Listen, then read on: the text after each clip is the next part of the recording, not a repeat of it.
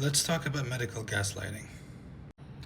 Now, I know as someone who comes from the health workforce, a medical doctor, already part of that community, might be controversial to say, maybe I'm not supposed to say this, but yes, medical gaslighting is a thing, it happens, it's traumatic to a lot of patients.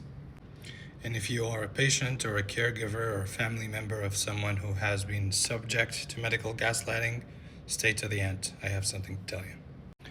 And I want to break this down into its initial components. A lot of it comes to the expectations that society sets for health workers, doctors, nurses, providers in general, for being this, divine, angelic creature that is always there to help and doesn't make any mistakes. No, the obvious reality is that health workers are humans too, and all of them they have their inherent biases and experiences and perspectives. And another reality is that a lot of these health workers are constrained and limited by the health system and the setting and the environment they work in.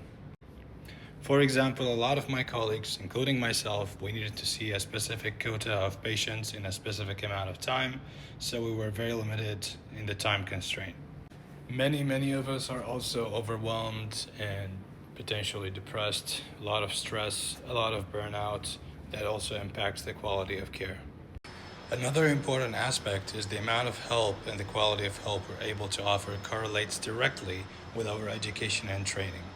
Meaning that if I have never seen a certain diagnosis or a case in my training before, it's unlikely that I will be able to identify and diagnose it in the care setting.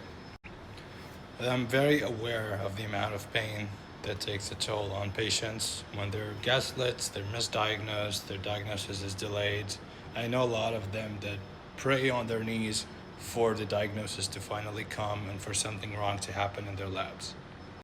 And this is really where the heaviest weight falls on the patient. The burden of self-advocacy and trying to find alternatives and navigate the system with more clarity.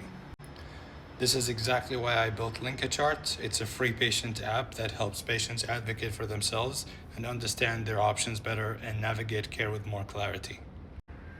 If the medical records are fragmented, we can capture them together and organize them in a more coherent way.